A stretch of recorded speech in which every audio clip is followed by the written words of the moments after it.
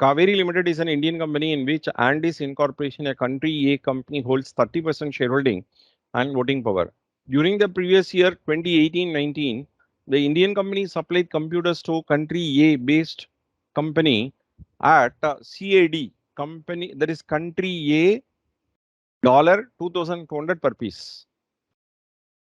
The price of computers supplied to other unrelated parties in country A is country A $2,500 per piece. During the course of assessment proceedings relating to the assessment year 1920, the assessing officer carried out a primary adjustment and added a sum of rupees 138 lakhs between the difference between the actual price of computer and arm's length price for 500 pieces, and it was duly accepted by the assessee. The assessing officer passed the order in which the primary adjustment were made on 1/7/2021. On account of this adjustment, the excess money of rupees 138 lakhs is available with Andis Incorporation, country A. What would be the effect of this transaction while computing the total income of Kaveri Limited for the assessment year 22-23, assuming that Kaveri Limited declared an income of 220 lakhs. The excess money is still lying with Andis Incorporation till today. Kaveri Limited has not opted to pay additional income tax on such excess money not repatriated, and the rate of exchange is one country dollar at rupees 92, and the 6 months LIBOR as on 30th of September 2021 is 10%. The correct answer is A. Interest of 13.8 lakhs would be added to the total income of Kaveri Limited. Interest of 13.418 lakhs would be added to the total income of Kaveri Limited. Interest of 10.35 lakhs would be added to the total income of Kaveri Limited. Interest of 8.97 lakhs rupees would be added to the total income of Kaveri Limited. See, now one thing we have got to understand very importantly is that this problem squarely falls under transfer pricing, chapter number 1, related to the second volume of our institute material. So where Kaveri Limited holds, that is an Indian company in which a foreign company is holding 30% shareholding and voting power. This is to communicate that the transaction between Kaveri Limited and Indis Incorporation is that of related party, and they are all associated enterprises, and the transaction is an international transaction, and transaction is denominated in foreign currency, that is country A dollar. 2,200 is the price at which they have invoiced, whereas to unrelated party they have done it for 2,500 per piece.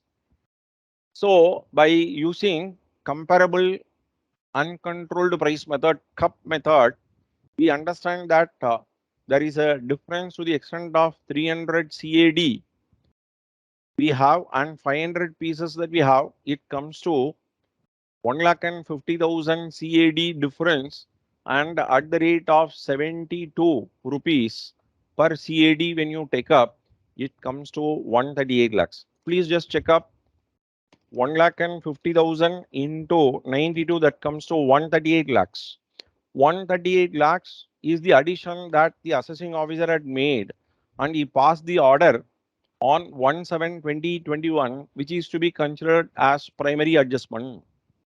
And money was not realized within the due date, and Kaveri Limited declared an income of 220. Excess money still lying with the associated enterprise till date, and it did not come within the prescribed period of 90 days. And Kaveri Limited had not opted to pay additional income tax by opting for secondary adjustment. That item also they have ruled out, and that means this company is prepared to pay interest. Why interest has got to be taken up?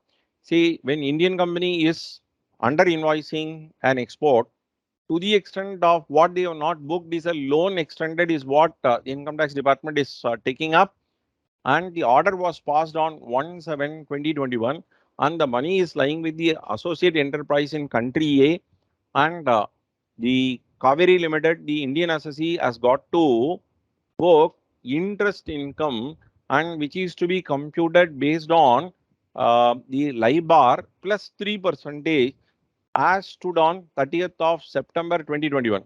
So by taking up this 138 lakhs Indian rupees by applying 13%, how that 13% is worked out? So your act is saying that if it is denominated in foreign currency, you got to take up LIBOR plus 3. So by doing that, we have got to apply it only for the period from starting from 1/7/2021 till 31st of March 2022. By taking up that comes to say 9 months. So now let us just use our calculator. 138 lakhs into 13% and it is 75% of the period. That comes to 13 lakhs 45,500. Unfortunately, we find 13.8 is right. 13.418 is what you have. 10.35 and 8.97. 10.35 and 8.97 are not in this particular range itself.